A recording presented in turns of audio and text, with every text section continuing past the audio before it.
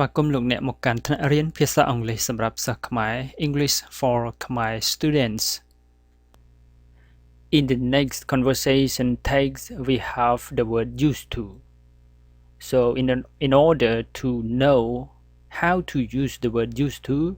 we need to learn first the meaning and the usage of the word used to. Okay? So this lesson we're gonna learn about the usage of it. Of the word used to. So are you ready?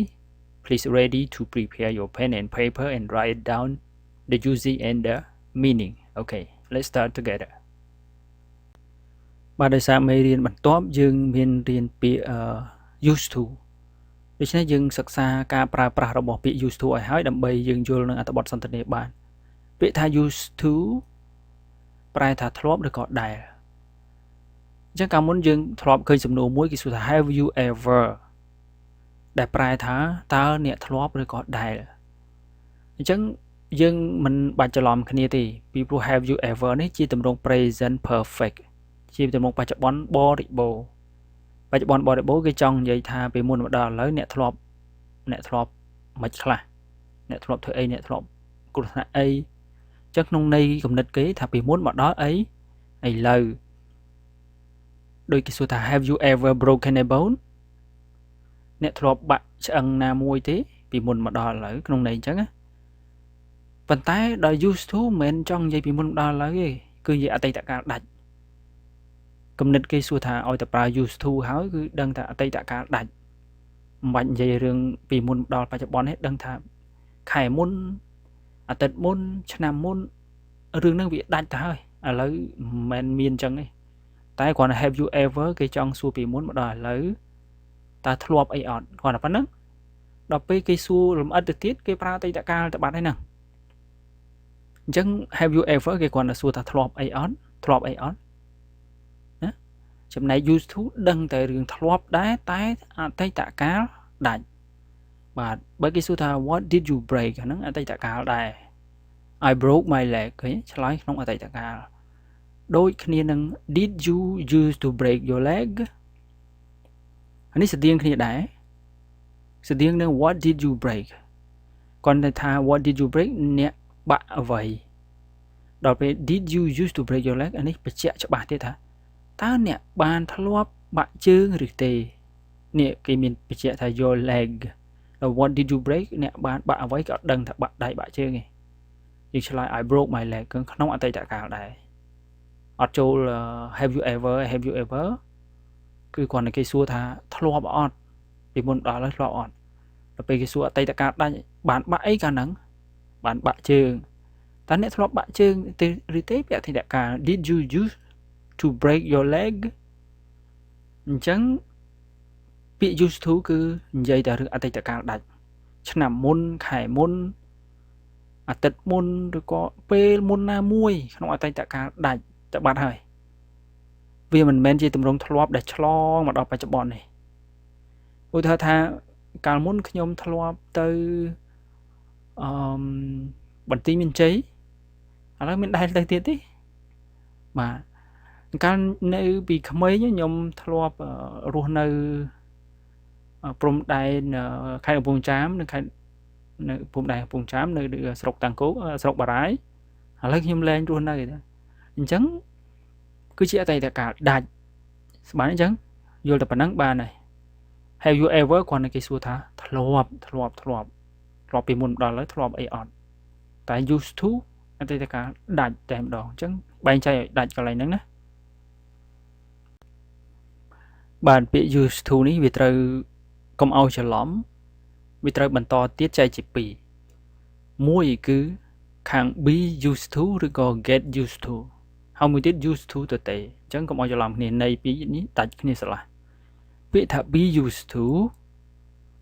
គឺប្រែថាស៊ាំនឹងឬក៏ទម្លាប់ទៅនឹងណាបន្តិចទៀតយើងនឹងយល់ចំណែក used to ទៅទេបូកនឹងកិរិយាសព្ទទៅគឺប្រែថាធ្លាប់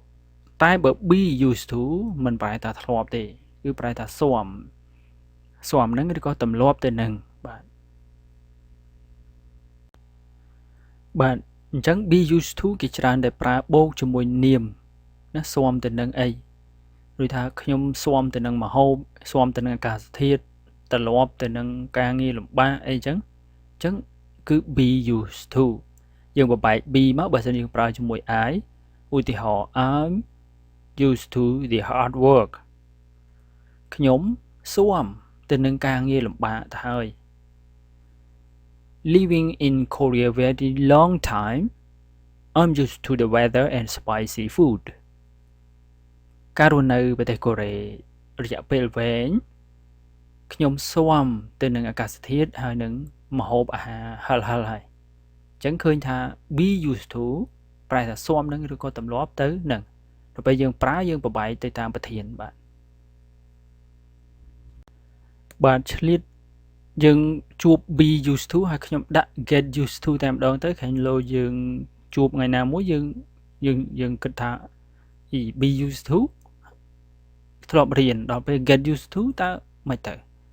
បាទ be used to យើងស៊ាំយើងទម្លាប់វា 100% ហើយឧទាហរណ៍បាញ់មិញថារស់នៅប្រទេសកូរ៉េ very long time live in Korea very long time I'm used to the cold weather and spicy food អញ្ចឹងណាអញ្ចឹងរស់នៅប្រទេសកូរ៉េយូរទៅស៊ាំទៅនឹងអាកាសធាតុត្រជាក់ហើយនឹងម្ហូបហឹលមានន័យថាត្រជាក់មិនក៏លែងអីទៀតហើយហឹលមិនក៏លែងអីទៀតហើយអានោះគឺស៊ាំ 100% ប៉ុន្តែ get used to ស៊ាំតិចជាងមិនទាន់ 100% ទេគាត់និយាយប៉ុណ្ណឹងដឹងថាអូ get used to វាស៊ាំខ្លះវាមិនទាន់ 100% ប៉ុន្តែមិនមែនតិចពេកប៉ុន្តែខ្ញុំគាត់ដាក់ឲ្យដឹងថាតិចស៊ាំខ្លះស៊ាំតិចទម្លាប់ខ្លះទម្លាប់តិចឧទាហរណ៍ថាយើងមានឡានថ្មីហើយធ្លាប់បើកឡានចាស់អញ្ចឹងបើកឡានថ្មីនោះមិនទាន់ស៊ាំមិនទាន់ថ្នឹកមិនទាន់ស៊ាំមែនតើអាហ្នឹងគឺន័យអញ្ចឹង get used to គឺវាអត់ទាន់ពេញ 100% ថាស៊ាំឬក៏ថ្នឹក I get used to driving my new car ខ្ញុំស៊ាំឬក៏ទម្លាប់ទៅនឹងការបើកបររថយន្តថ្មីរបស់ខ្ញុំប៉ុន្តែទម្លាប់នេះគឺស៊ាំនេះទម្លាប់ស៊ាំខ្លះនេះមិនពេញ 100% ទេ She doesn't get used to getting up early for work yet នាងមិនទាន់ទម្លាប់ទៅនឹងការក្រោកពីគេងនៅពេលព្រលឹមដើម្បីទៅធ្វើការនៅឡើយទេបាទអញ្ចឹងនាងទម្លាប់ហើយប៉ុន្តែគាត់ថា100មិនទាន់បាន 100% ពាក្យថា get used to ហ្នឹងគឺទម្លាប់ក្រោកបានហើយក្រោកពីព្រលឹមបានហើយតែគាត់ថាវាមិនគ្រប់ 100% ប៉ុន្តែបើ be used to គឺ 100% អូខេអញ្ចឹងវាខុសប្លែកគ្នាបន្តិចប៉ុណ្ណឹងបាទដល់ចុងក្រោយនេះគឺ used to របស់យើងតែម្ដងគឺប្រែថាធ្លាប់អត់មានស៊ាំទេអត់មានទម្លាប់ទៅនឹងអីទេអត់ទេគឺធ្លាប់ក្នុងអតីតកាលដាច់តែម្ដងគឺ used to ហើយបូកនឹង verb គេច្រើនប្រើបូកនឹង verb ឧទាហរណ៍ I used to stay together with my family now I'm alone I'm not used to it yet so មើល I used to stay ខ្ញុំធ្លាប់ស្នាក់នៅ together ជាមួយគ្នា with my family together ថារួមគ្នាជាមួយគ្នានឹងគ្រួសាររបស់ខ្ញុំNow I'm alone ឥឡូវខ្ញុំនៅតែឯងឃើញពាក្យ used to ហ្នឹងគឺធ្លាប់នៅអតីតកាលដាច់តែម្ដងគេច្រើនប្រើអតីតកាលដាច់គឺពីមុន Now I'm alone ឥឡូវខ្ញុំនៅតែឯង I'm not used to it yet នេះគឺជា to be used to ឯទី2នេះ I'm not used to yet អញ្ចឹង be used to គេវាយជាមួយ I មកទៅជា I'm not used to it yet ខ្ញុំមិនទាន់ស៊ាំនឹងវានៅឡើយស៊ាំនឹងភាពនៅតែឯងហ្នឹងនៅឡើយមួយទៀត I used to be a primary school teacher before coming to Korea ខ្ញុំធ្លាប់ជានេះ to be ដាក់នឹងក្រោយកុំច្រឡំណាមួយ to be ដាក់មុខប្រែថាស៊ាំតែនេះ to be ដាក់នៅក្រោយ I used to be ខ្ញុំធ្លាប់ជាគ្រូបឋមសិក្សាមុនពេលខ្ញុំមកប្រទេសកូរ៉េអញ្ចឹងធ្លាប់នឹងក្នុងអតីតកាលដាច់ឥឡូវលែងជាគ្រូលែងជាអីមិនជាគ្រូម្ដងទៀតនៅបឋមសិក្សាទេគឺ អតីតកាលគឺចប់សពគ្រប់អត់លែងមានក្នុងបច្ចុប្បន្ន Did you use to climb a palm tree បាទនៅពេលដែលយើងប្រើពាក្យ did អញ្ចឹងកន្លែង used to បាទ d បាទហើយនៅសល់តែ use ព្រោះអីយើងសួរ did ជំនួយហើយវាទាញនាំឲ្យ use នេះទៅជាបច្ចុប្បន្នហើយហ្នឹងយើងរៀនរួចហើយដឹងណាអញ្ចឹងគេសួរថាតើអ្នកធ្លាប់ឡើងដើមត្នោតដើមដូងអីទេ palm tree ចង់និយាយថាដើមជលព្រឹកក៏បានបើនៅស្រុកខ្មែរថាដើមត្នោតបើដើមដូង coconut tree អញ្ចឹង palm tree ដើមត្នោតតើអ្នកធ្លាប់ឡើងដើមត្នោតនេះ Did you used to climb a palm tree បាទអញ្ចឹង used to គឺប្រើពាក្យថាធ្លាប់នៅក្នុងអតីតកាលដាច់អូខេអញ្ចឹងថ្ងៃនេះយើងបានយល់ច្បាស់ Today we understand clearly about the verb used to be used to and get used to ហើយនឹង have you ever យើងបាន clear understanding clearly about the usage of used to so next time you can use correctly and these are your homework make 5 sentences with be used to 5 sentences with used to and 5 sentences with didn't used to okay thank you very much for your studying and endurance so see you next time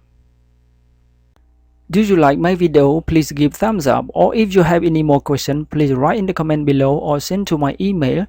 pichkim3@gmail.com or my Facebook Kim Peach. And if you have not yet subscribed, please subscribe to